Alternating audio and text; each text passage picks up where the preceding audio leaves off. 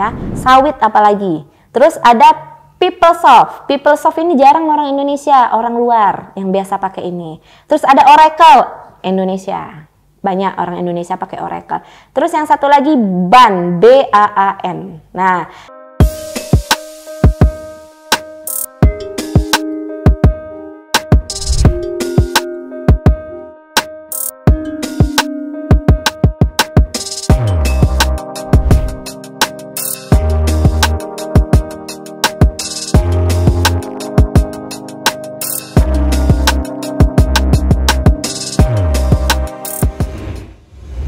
adapun fungsi dari fase implementasi, ya. Fase implementasi itu dibagi 7 bagian juga. Kenapa ada bagian? Iya, karena implementasi ini banyak, ya. Nah, saya akan menjelaskan bagian yang pertama. Di situ implementasi, ya, itu terhadap aplikasi ERP itu memang disesuaikan dengan jenis proses bisnis, dengan masing-masing fungsi proses bisnis. Kenapa harus ada fungsi proses bisnis? Karena apa? Maaf ngomong, misalnya nih di bagian produksi, dia akan menambah dia akan mencetak, membuat barang. Itu gimana fungsinya? Dia harus terhubung dengan aplikasi tersebut sehingga tercatat secara real time. Terus poin kedua yaitu pendekatan secara kombinasi paket. Nah, ini biasanya vendor nih harus harus bisa membuat middleware, ya, atau kesepakatan bersama dengan perusahaan agar membuat kombinasi tersebut menjadi simple. Nah, itu keutamaan vendor. Dia harus memiliki lebih canggih lagi untuk mengcustom dari suatu sistem ERP. Nah, poin ketiga yaitu fase ini lebih fokus untuk mengintegrasikan. Jadi implementasi, ya, sudah ada programnya, lalu paling penting adalah integrasinya. Bagaimanakah integrasi sistem terhadap komponen-komponen atau bagian-bagian dari perusahaan tersebut? Itu wajib, ya. Jangan sampai nggak terintegrasi. Satu tidak terintegrasi, itu sistemnya nggak tercatat. Nah, itulah kenapa butuhnya ERP, integrasinya seperti itu. Poin keempat, mengevaluasi dari implementasi yang udah ada, gitu ya. Kita melakukan verifikasi, pengujian, bagaimana dengan user makanya, bagaimana, apakah user friendly atau ada kesulitan atau bingung atau bagaimana, itu wajib kita lakukan evaluasi, ya. Terus poin kelima yaitu membuat rencana atau rule out dari sistem. Misalnya nih, ternyata SDM-nya tuh ternyata mengalami kesulitan. Terus rencana kita bagaimana agar dari sistem yang ada itu SDM-nya ngerti, gitu loh. Apakah kita bisa gunakan pilot untuk sebagai controllernya, sedangkan usernya hanya ngeklik itu nanti pilotnya jalan otomatis. Apakah ada paralel? Misalnya nih, ternyata accounting itu bisa terhubung dengan bagian packaging kayak gitu. Nanti dihubung berapa packaging yang ada, nanti accounting harus dapat hasil akhir nanti secara otomatis gitu. Atau dibuat cut over. Nah, cut over nih biasanya dilakukan oleh atasan, ya, cut over. Jadi atasan itu tahu merekap, nanti baru dia masukkan. Nah, apa kita buat seperti itu? Itu bisa aja. Terus poin keenam, ya, rekayasa ulang dari proses bisnis sehingga apa yang disajikan tersebut adalah orang yang sesuai dengan prosedur. Wajib rekayasa lagi nih. Kok banyak banget sih lapisannya, ya? Ya emang seperti itu. Karena ERP ini nggak murah, mahal. Kita pun orang Indonesia belum sanggup untuk membuat ERP, dan itu masih orang luar yang membuat ERP tersebut. Jadi memang berlapis fase-fasenya. Nah, poin yang terakhir adalah bagian dari fase 4 ini, yaitu perubahan sistem dalam organisasi. Nah, kalau ada perubahan sistem itu harus sesuai prosedur, harus disusun. Nah, gimana serapi-rapi mungkin itu disusun, baru diterapkan, ya. Jangan sampai mengubah dari sistem yang lama. SDM-nya sudah terbiasa dengan sistem yang lama, kita tinggal masukkan fitur tambahan saja, misalnya custom gitu kan, sehingga mereka nyaman, lebih user friendly menggunakan sistem yang ada gitu. Nah, fase kelima yaitu dukungan teknis. Di sini ada 6 bagian. Kenapa harus ada dukungan teknis? Karena dukungan teknis ini lebih tepat ketika sistem tersebut sudah diterapkan, ya. Pertama, tujuannya keberhasilan sistem jangka panjang dan jangka pendek. Nah, sudah diterapkan nih. Kita lihat nih, jangka panjang bagaimana, jangka pendek bagaimana. Memang sistem ini berbayar, nggak ada yang gratis sistem ERP ini ya. Apalagi yang SAP gitu ya. Nah, jangka pendeknya bagaimana, jangka panjangnya bagaimana. Jangka panjang itu tidak perlu SDM ya, yang terlalu banyak sehingga sistem itu bekerja secara real time. Kalau SDM kan direkap dulu, disalin dulu, kadang bisa sempat hari ini salin, kadang besok, jadi nggak secara real time gitu. Terus poin kedua, dukungan teknis dalam transisi sistem. Nah, bagaimana sistem tersebut bertransisi ya saat berlangsung bersamaan dengan organisasi, berhasil atau tidak. Nah, itu perlu dukungan teknis itu ya. Terus poin ketiga, termasuk dari fase pemeliharaan sistem ERP. Nah, pemeliharaan, setiap sistem pasti ada pemeliharaannya dong. Nah, bagaimana? Itu meliputi dari koreksi kesalahan yang ditemukan oleh user. Misalnya user make nih, ternyata ada yang error, ada yang bug gitu kan. Terus ada yang nggak bisa digunakan atau nggak bisa di-run kayak gitu. Nah, itu. Atau tahap analisis dan desainnya sebaiknya dapat diminimalkan untuk kesalahan. Jadi tombol-tombolnya lebih simpel. Jadi jangan salah, Miss, itu sistemnya itu simple banget, Miss. Pakainya anak SMA aja bisa. Jangan salah, yang simple itu malah lebih mahal. Nggak yang kompleks ribet, ternyata kita nggak bisa pakai, itu tuh malah lebih murah. Kebalik pemikiran orang Indonesia sama orang luar negeri gitu. Ya. Nah, poin keempat, jika terjadi kesalahan, itu diharapkan ada respon dari konsultan atau dari vendor tersebut untuk apa? Untuk memperbaiki secara cepat gitu. Agar apa? Kepercayaan dari pihak perusahaan dan vendor itu tetap bagus. Makanya ada problem dikerjakan. Ada problem dikerjakan, jangan sambil nunggu terlalu lama ya. Terus poin kelima adalah pemeliharaan dari adaptif. Fungsinya buat apa? Buat upgrade versi, buat kostumasi berikutnya. Nah, itu harus ada ya untuk menarik perusahaan tersebut kerjasama lebih lama gitu. Terus yang terakhir adalah dilakukan secara periodik. Apa yang dilakukan? Audit. Kita harus mengaudit sistem tersebut secara periodik. Agar apa? Kerja sistem optimal. Contohnya, kok harus diaudit? Iya, misalnya nih, ternyata udah penuh nih servernya. Bagaimana solusinya? Kita harus backup server dong. Kita harus menyediakan backup server, lalu server itu kita masukkan lagi server yang baru untuk bisa mengisi dari backupan yang udah penuh tersebut. Makanya harus audit sistem. Nah, itu ya. Nah, di sini bisa kalian lihat ada aktivitas dari implementasi ERP. Di sini ada beberapa poin ya. Bisa kalian baca. Yang pertama itu implementasi ERP itu pasti diluncurkan dulu ya. Nah, terus menyiapkan apa? Setup prototipe-nya gitu kan. Terus melakukan apa? Pelatihan ya. Terus apalagi memodifikasi sistem tersebut biar lebih user friendly. Terus persetujuan proses gitu ya. Terus ada perhitungan kapasitas, terus analisis kebutuhan gitu. Terus modifikasi interface antarmuka dan laporan. Terus ada pembuatan dokumen. Nah, terus ada mulai melatih user, kita mulai melatih user, terus penyelesaian dari data, dan terakhir adalah go live, sistem siap digunakan. Ini adalah aktivitas dari implementasi ERP. Nah, di sini ada beberapa fase proyek ya. Di sini saya akan jelaskan fase ya. Fase 1 yaitu basic ERP. Nah, basic ERP ini kita harus tahu, apa yang harus tahu? Isi modul dari ERP tersebut. Gimana sih modulnya? Apakah bisa diimplementasikan? Apakah sales dan operation planning tersebut bisa digunakan? Atau capacity planningnya itu bisa gitu kan? Atau sesuai, atau master schedule-nya itu sudah jalan dengan baik? Nah, itu harus kita cek ya. Terus fase berikutnya adalah memberikan landasan implementasi yang lebih lengkap. Itu wajib itu fase basicnya ya. Terus ada fase 2, integrasi supply chain. Integrasi supply chain apa aja? Ada 3 bagian. Dalam pengembangan, dalam proses, dan yang terakhir adalah layanan. Ya.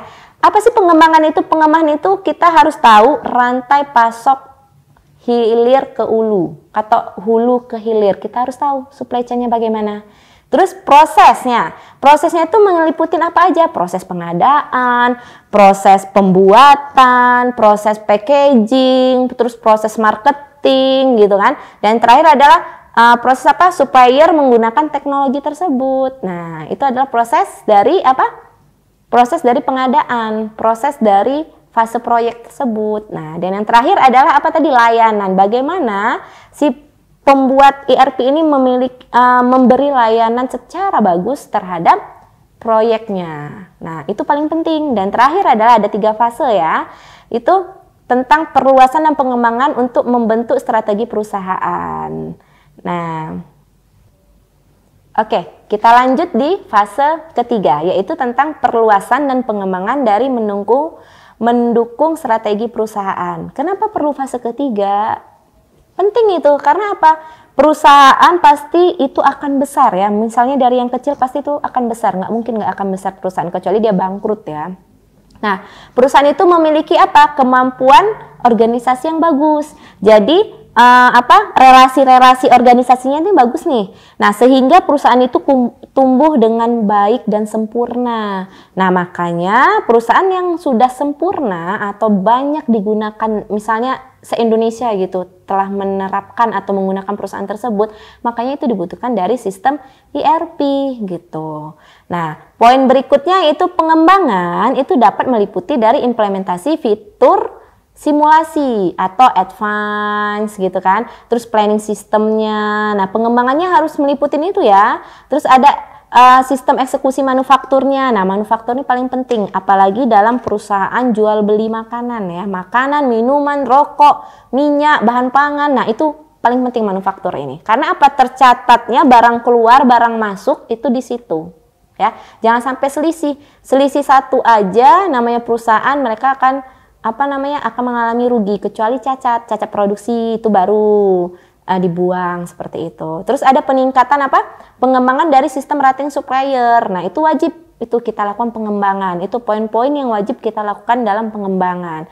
Nah, yang terakhir adalah varian dari waktu implementasi. Nah, waktu ini biasanya Mas Mbak ya, kita tuh pasti butuh yang cepat sekarang itu. Aduh, lama banget loadingnya. Aduh, kok ini ya lemot ya kayak gitu. Nah, semua orang itu sudah terbiasa dengan yang namanya cepat. Nah, makanya dalam varian waktu implementasi tersebut itu dibutuhkan waktu yang cepat. Secepat apa? Kalau bisa 1 detik, udah diklik langsung truk kayak gitu, udah langsung data kesimpan. Kalau bisa.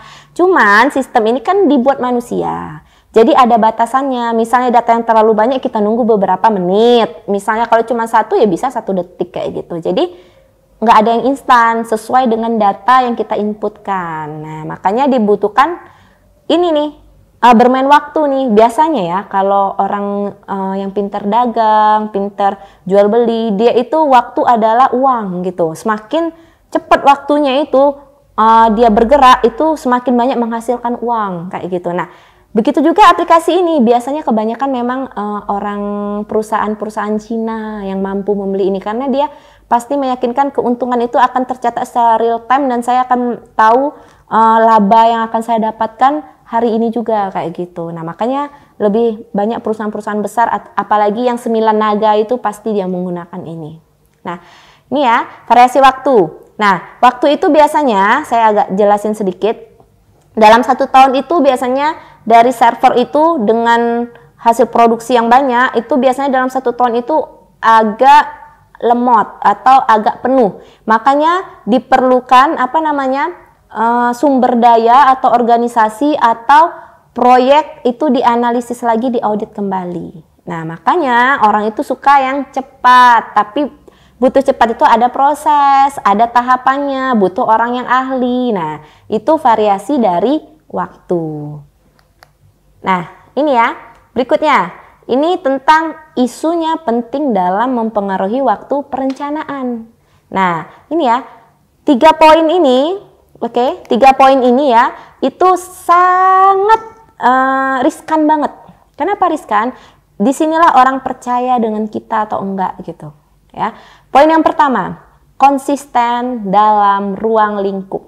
Ya, apa yang kita lakukan harus berdasarkan sesuai yang tertulis. Misalnya nih, prototipenya seperti ini, yang kita lakukan harus sesuai dengan prototip. Jangan sampai nyeleneh dari prototip atau beda dari prototip gitu ya.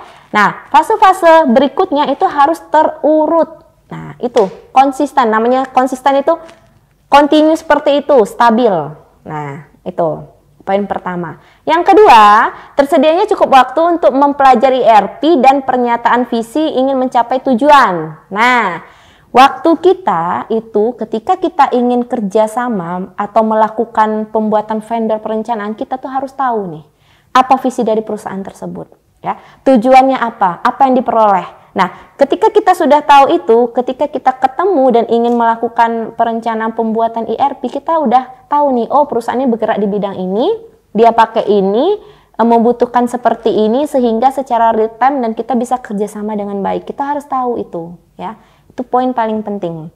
Dan yang terakhir adalah menjalankan keputusan yang telah diambil itu secara tepat dan tepat. Jangan sampai cepat dan tidak tepat. Ada orang cepat tapi nggak tepat nih aplikasinya. Nah, kita butuh cepat tapi konsisten, ya. Kenapa dibutuhkan seperti itu? Biar apa? Orang-orang perusahaan besar ini ya, dia butuh yang cepat dan tepat, ya. Tepat itu dalam arti apa? Aplikasi bisa digunakan saat itu, bisa dilakukan pengerjaan langsung kayak gitu langsung gitu. Nah, itulah perusahaan ya. Kalau kita di perusahaan mungkin kita bisa kerja kayak robot kali ya, 24 jam nggak berhenti karena dia butuh cepat dan tepat. Itulah perusahaan, ya. Poin ini harus diingat, 3 poin ini. Terus, nah ini saya akan menunjukkan beberapa contoh vendor dari ERP. Di sini ada 4 vendor yang biasa digunakan oleh ERP. Yang pertama, yang paling tinggi adalah SAP. Mungkin kalian pernah dengar. Ya, kalau di Indonesia, SAP ini telah digunakan oleh beberapa perusahaan. Perusahaan apa? Unilever, Wings, apalagi Salim Group yang 9 naga tersebut. Perusahaan-perusahaan besar itu udah pakai yang seperti ini, ya. Sawit apalagi. Terus ada PeopleSoft ini jarang orang Indonesia, orang luar yang biasa pakai ini. Terus ada Oracle, Indonesia. Banyak orang Indonesia pakai Oracle. Terus yang satu lagi BAAN. Nah, ini orang Indonesia sedikit yang pakai di sini, di luar lebih banyak. Nah, ini adalah contoh-contoh vendor yang perlu kalian ketahui yang sering dipakai oleh perusahaan besar, ya. Jadi, Miss, gimana Miss? Apakah di luar itu lebih bagus yang dipakai, kalau Indonesia nggak bagus? Enggak.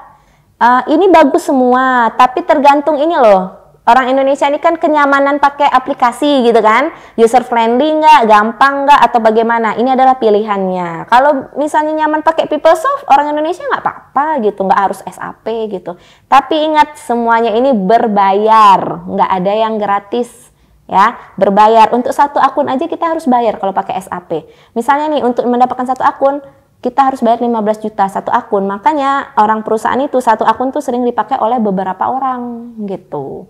Jadi satu akun tuh dibeli untuk satu divisi aja. Soalnya saya pernah sih masuk ke perusahaan Salim dan saya pernah coba aplikasi SAP ini, ternyata memang berbayar dan memang real time. Kita klik satu, kita coba kan satu, terus langsung keluar hasilnya. Keren memang pakai ini ya.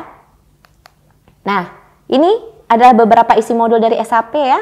Yang pertama ada CRM, terus ada SCM, supply chain management, terus ada SRM, ada HRM, terus ada PLM ya, terus ada enterprise dari portal gitu, terus ada knowledge dari warehouse tersebut. Nah, isi-isi ini nanti akan kita pelajari ke video berikutnya. Nanti saya akan menjelaskan lebih detail lagi apa itu CRM, apa itu SCM gitu, apa nanti kita akan mempelajari tentang supply chain management kayak gitu ya. Ini adalah modul dari SAP. Nah, di sini bisa kalian lihat adalah model dari integrasi SAP. Lumayan agak kompleks ya. Lebih kompleks. Dia ada people-nya, ada people integration, terus ada informasi dari integrasinya. Semuanya terintegrasi di sini ya. Proses integrasi aplikasi dari platformnya di sini bisa kalian lihat, bisa kalian baca. Terus ada life cycle-nya ya, manajemen life cycle-nya, terus ada CAF-nya di sini. Ini adalah bentuk model integrasi SAP yang sempurna. Semuanya mencakup semuanya. Dari model integrasi ini semuanya terintegrasi dengan baik ya. Ini adalah modelnya, bisa kalian pelajari lebih detail gitu. Oke, terima kasih. Demikianlah video saya kali ini. Sampai jumpa di video berikutnya dengan materi baru bersama saya lagi. Saya akhiri dengan wabillahi taufik walhidayah. Wassalamualaikum warahmatullahi wabarakatuh. Terima kasih sudah menyaksikan video pembelajaran ini. Jangan lupa like, komen, dan subscribe, serta nyalakan tanda loncengnya agar kalian tidak ketinggalan informasi update lainnya.